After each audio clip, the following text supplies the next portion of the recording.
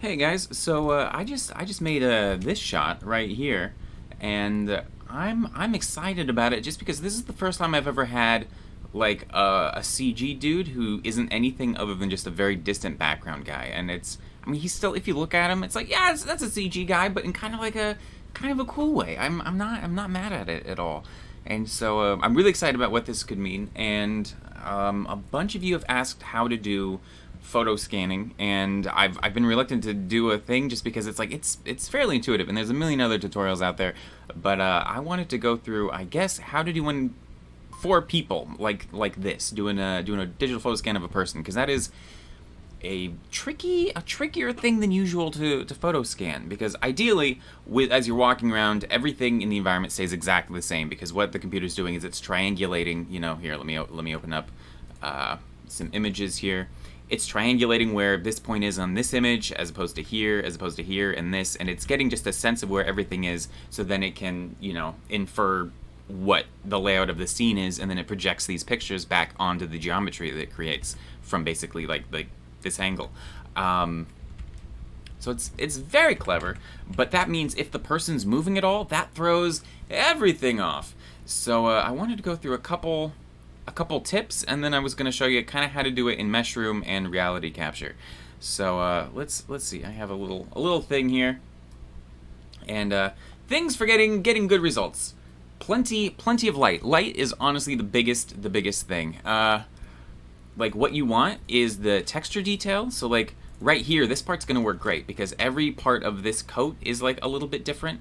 If it's just flat white, it can't triangulate anything. It doesn't have any data to triangulate, as opposed to like right here, it always knows where the tip of this thing, is going to be. It's like, oh, okay.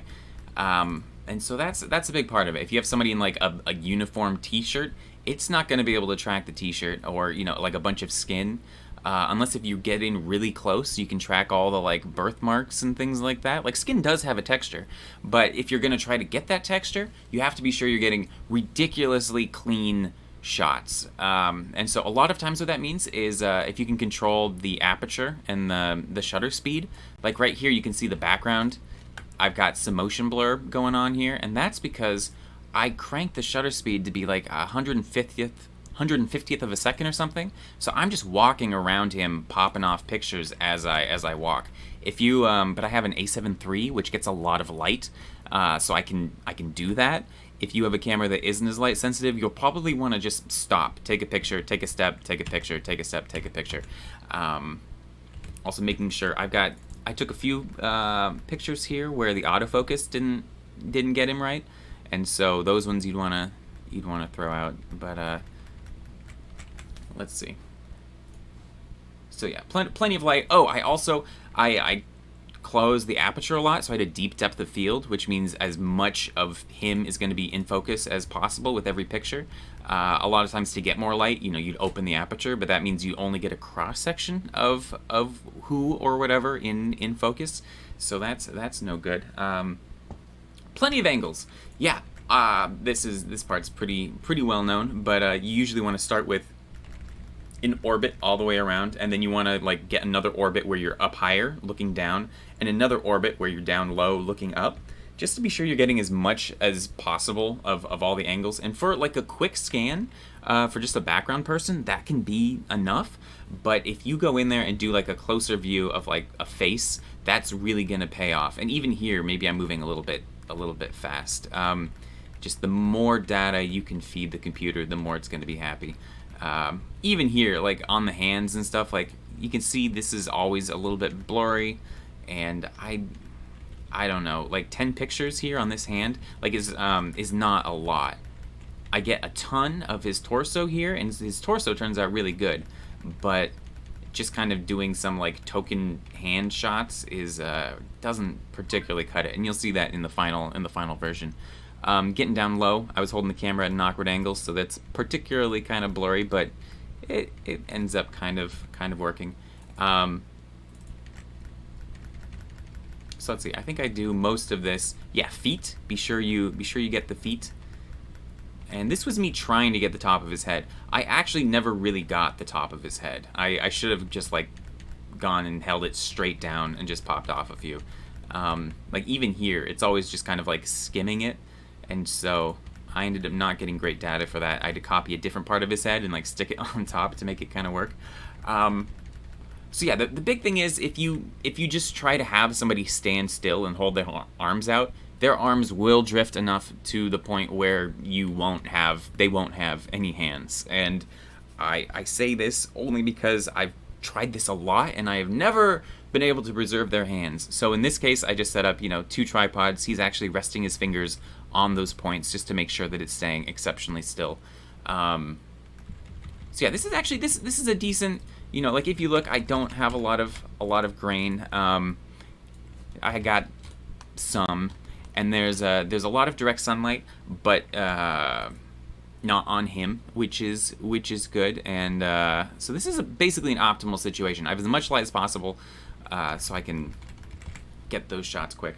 So sometimes, like, you can just dump all of these raw, like, into your program. With reality capture, it actually charges you based off of the amount of data you dump in there. And so I make I use a batch script thing in Photoshop just to convert them all to like 1920 by 1080, like, real quick. These are 976 kilobytes instead of the 5 megabytes per picture. Although again, the more data you put in there, the better your results are going to be. So let's see. Plenty of images, yes. Body has to stay solid, yes. Even lighting, oh yeah. So that's another point.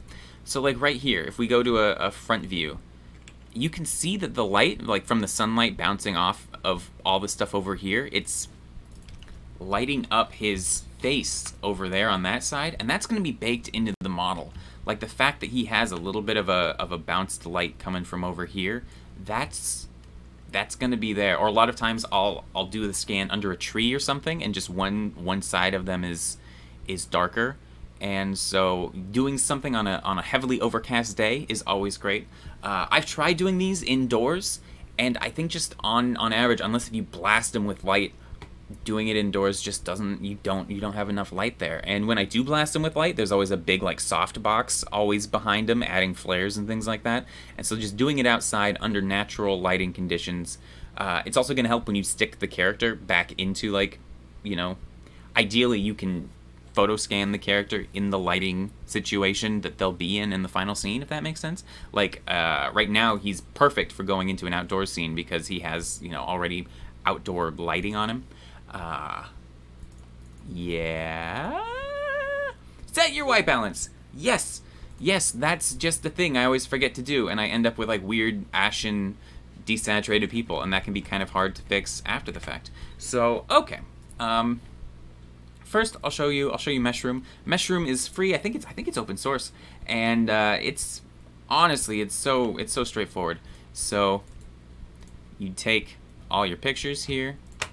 You dump them into the place where it tells you to drop image files. It grabs its metadata and stuff.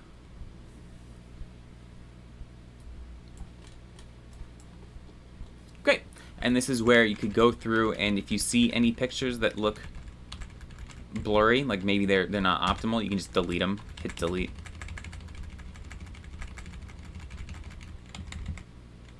That one's no good. Whatever. We'll say it's good. And then so you have that ready, and you just hit start. But before I do that, this is the list of all the different things it's going to do, and you can go in here and it gives you options for every step of the process. In general, this is already like basically set up. The weird thing is that the final output that the model goes to is by default the output mesh is in the texturing folder, and so that's under all this gibberish, and so that's weird. You can set up specifically where it goes, but that's just the thing to keep in mind if at the end you're like, wait, but where is it?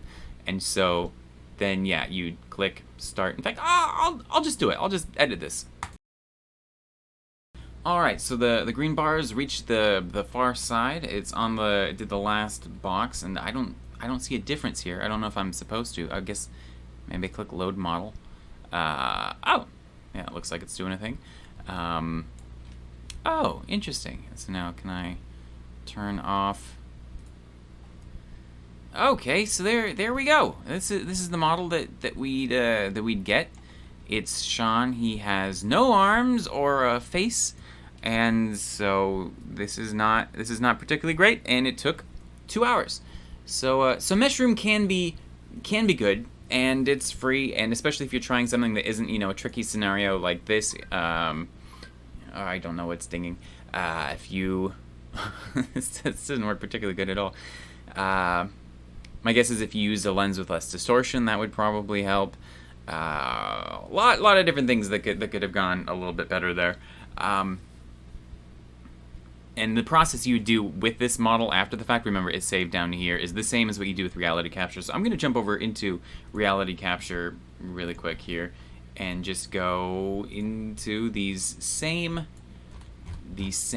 images, dump them in.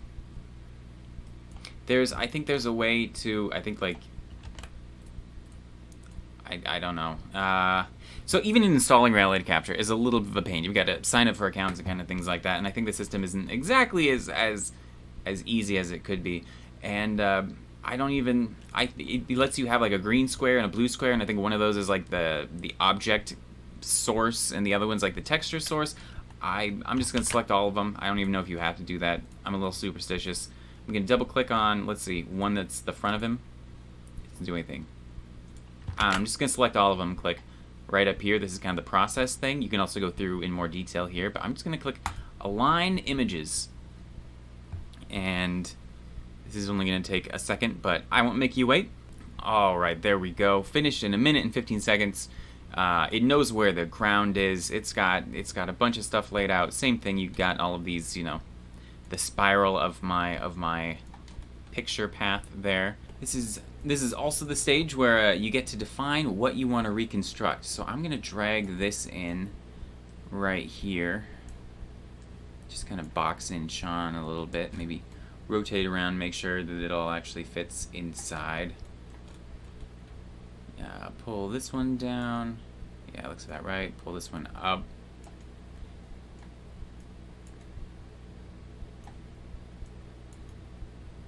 Cool. Okay. So now just click calculate model, and you can do preview normal. I'm just gonna do normal, and it says it'll be done in a minute. I don't know if I particularly believe that, but we will find out. All right, and back. I don't know. Was that 4 minutes, 5 minutes? And look at this. We've got most all of this reconstructed here. I don't want to sound as if I'm like pitching or pushing reality capture too hard, but obviously, yeah, I didn't really get the top of his head. But this is pretty good. So colorize, I think, assigns a color to each vertex point. But we're just gonna go straight to texture, which I think gives us a UV unwrap type thing. Actually, no, I'm gonna undo that. Boop. And I'm gonna click simplify just because we've got a bunch of stuff here. And yeah, let's do 55,000. See how that works. And that's gonna reconfigure the mesh a little bit because I'd love to get some real time playback with this guy. That looks interesting. Maybe that wasn't quite enough polygons, but also maybe it is. I'm gonna click texture and just see what happens. All right. So yeah, even though it was really low poly, once you get the textures on there, it looks pretty darn good. We're gonna have a little bit of cleanup, but that's a-okay. And let's see, if you go up here, it'll tell you how much it costs. I've already done all these, so once you use an input, you can just use it over and over. I don't know why you'd want to, but I am in this case, and so it's not gonna cost me anymore. But I think originally it was only like 90 cents. And so it's like, hey, okay, 90 cents to have a model of Sean. That sounds pretty good. And so then you just go, model, save the model where you want it, and hop on over into Blender. Import OBJ. Go to wherever you saved it. Here we go. Import's on the wrong axis. I blame Blender for that one. let's see, a cube is approximately human height. I gotta see. People are about 2 meters tall, right? And so is the default cube. So I'm just gonna line that up, kind of like this. Gonna rotate this guy so he's facing forwards. Gonna select one of these points and hit Control L or something. Yeah, and just start kind of cleaning up. Up here, ideally this just isn't even a thing that would be a problem, but I'm gonna use circle to just delete some of this. Oh. And originally I just duplicated. If I go into material view here, I just duplicated part of his hair. I definitely down-res this guy a little bit too much. Like, it still works great for anything, you know, like this far away. Like, that looks awesome. But yeah, for close-up stuff, you might want to keep a few more polys. All right. Right here is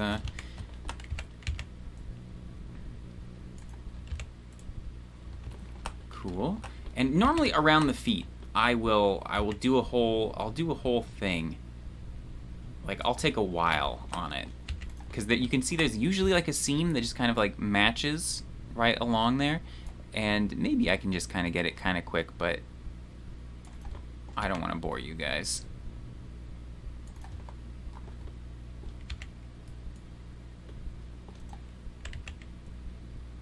It looks pretty good. Do the same thing over here. I thought about this process as like really, I was always like, oh, then I've got to clean up the feet, and then I was like, just don't think of it as bad. It just actually isn't bad. It's a thing you got to do by hand, but it's not the biggest pain. But if you're lucky, and if you do it right, let's see, now we can select all this, delete that. You should just be able to select the whole thing as an edge loop, and then maybe just extrude it down, hit SZ0, F, and there's the bottom of the foot. Let's see if we can do the same thing over here. Come on. Cool. GZ, yeah, F. Nice. Okay. So now we've got a dude. So normally what I actually do is I upload this, because I have an Adobe account. I use Mixamo, and they've got this very cool system for auto rigging the whole thing. You just upload the mesh, and it does a great job, and you can just download it. But I'm gonna try it. I'm gonna try it with Rigify right here, and I haven't used Rigify in a minute, but let's see how it goes. Basic human. Yeah. So I'm gonna try to scale this down like this, and I think ideally we'd be using, you know, a symmetry option and all that, but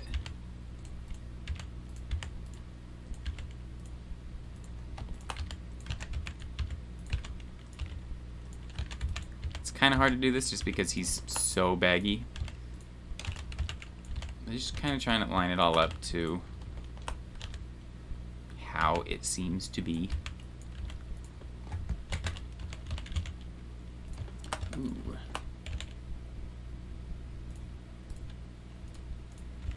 Okay, and let's see. Visibility, no.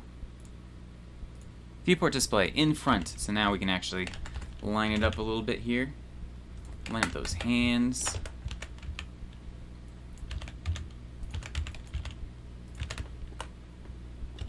And he's leaning forward because the backpack is creating kind of a, you know, a counterweight. But this should be okay here. Oh, foot. All right, and now again, haven't done this in a minute, but if we click generate rig, there we go. Puts the rig there. This is the meta rig. We don't need it anymore. If you want, there's a bunch of tutorials again out there for Rigify stuff. I'm gonna put this on a layer just to hide it. Cool. So now select that. Here, let's see. I'll turn on screencast. Oh. Okay, so click on this. Shift click on the armature. Control P, and we're gonna armature deform whatever with automatic weights. It thinks real hard, and either it works or it doesn't. And we'll find out. Alright, so go here into pose mode. And I grab the hips, and look at that! We've got our dude. And that is awesome, actually. I'm kind of bummed because I already did this whole process, so I'm like, I'm just doing this again for the tutorial, but I feel good about it now because, ooh, okay. So yeah, these things that aren't connected are kind of weird, and I think his chin is not being completely connected to the right bone. Yeah, I think his chin is also connecting the bottom of his face, but you could select. You could fix that with weight painting. You could also just like try to line up the skeleton a little bit better when arranging the whole thing to begin with. But hey, let's see, is this IK? Yes. Hello, I am a CG Nightmare. Dun dun dun. Okay, yeah. It even preserved his hands. Dun, dun, dun. Then I'm gonna click auto keying and hit play. Dun dun dun dun dun dun dun dun dun dun dun dun. Going down low, yeah. Okay, now I'm gonna do the exact same thing with his hips.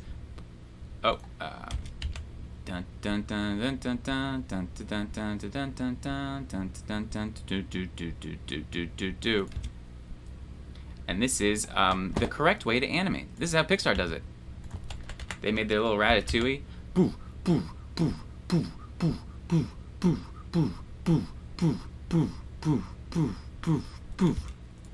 You grab the other foot. No, you don't. You yeah. Oh yeah. Bum, bum, bum, bum, bum, bum, bum, bum, bum, bum, bum. Everybody in the club is made of spaghetti. Okay, so this is the best thing that we've ever done, and I have no regrets with my life whatsoever.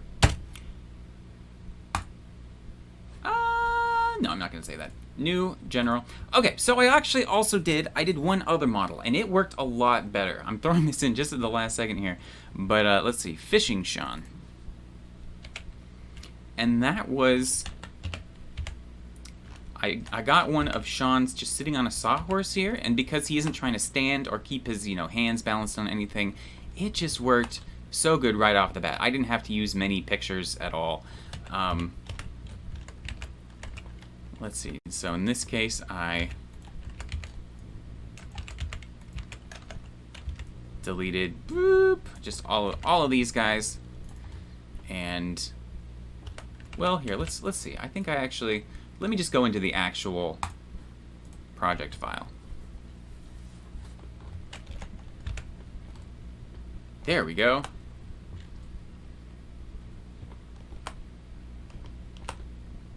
It's loading the shaders right now, so it's getting a little bit laggy.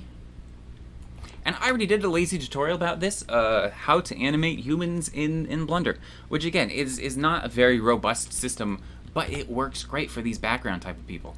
And so I'm gonna duplicate Sean, get rid of his armature, and so this is just the default model. I did the exact same thing I did with the other one where I went in and I just deleted everything I didn't think I wanted. Alright, cursor to selected, ordinal geometry, cursor to selected, and I'm going to turn on screencast again. Oh, it's already on. Is it on? It says it's on. Okay, there we go. So Shift A, adding a single bone here. Gonna make it in front. Yeah. So here's his butt. Here's his spine. Here's his head. Is that kind of roughly in the right place? Yeah. Gonna make a knee here and a foot. Come back here and I'll add another knee, another foot. Cool. Gonna give him add his dick. No, it's his hands, obviously. And we can add one more for the stick. And okay, let's click on this, shift click on this, control P with our automatic weights. And he ends up way over here, and I don't know why. And I don't care. We're just gonna fix it. Get back in there, line up. hope it can line up. Yeah, that's probably okay. And let's see if it worked. Hey, it does work. Okay, so we can swing his feet. Here, I'll select this and turn this into viewport display. Where does it? Sticks. There we go. Cool. Yeah, looking around, kind of. You can lean. Like, huh? What's over here? Huh, I'm a very curious man. So to make his legs kick, I did, let's see, rotation, and then I went to like a second later, 24 frames, add another keyframe, duplicated this one, put it another, like, some, you know, that many frames later, and then Shift E, make cyclic. And look at that, he's just gonna keep doing that forever. And for his head, turn on those auto keyframes. He's gonna be looking down at his fish. Just gonna add just a little bit of variation, and then every once in a while maybe have him look just a little bit more.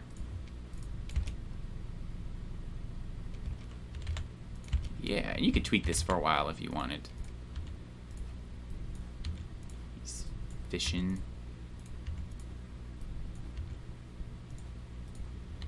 And if you want, like, he's looking kind of fine, but he's still looking a little bit stiff, I'm going to add a keyframe to the spine here, go into the graph editor, and I think it's going to be the x-axis. Let's find out here. Whoa! Nope. Do. I love fishing. Fishing is the best thing. Okay, there we go. And so with that selected, I'm going to open up this little menu here, go to modifiers, and add a noise modifier. So now he's just really into it. Now I'm going to turn up the scale, turn down the strength to like 0.1. I just want to keep, oh wow, turn the scale way up. Turn that down. There we go. Now it feels as if he is full of life. You could do the same thing to, actually I'm going to select this, copy this modifier to the clipboard, apply it to his head too, and I think that's, which is the one that I want? Yeah, just kind of looking up and down. I'm just going to paste that in there too, add a little bit of quickness. See that? It's like, I mean, that's obviously a little bit too much, but it gets the point kind of across of, like, humans just move weird. Yeah, so now you got that, and you can kind of just stick them in your scene. I'm going to be putting this asset up in for the tier 7 folks, and I think the humanoid one too. Ooh, I should have saved that other file. Anyways, yeah, I'm going to be throwing that stuff up there. Feel free to use them for whatever. I'm trying to get some mocap data in there so you can just drop it in there, kind of drag and drop, and so he can be like shambling along in the background or standing, you know, at a bus stop or whatever. But yeah, hopefully some of this is useful. It's a really fun workflow to be able to do stuff like this and just kind of snag people and put them in your scene. So yeah, if you do anything with this, or you know, scanning your own people, let me know. I'd love to see it. All right, you guys have a good one.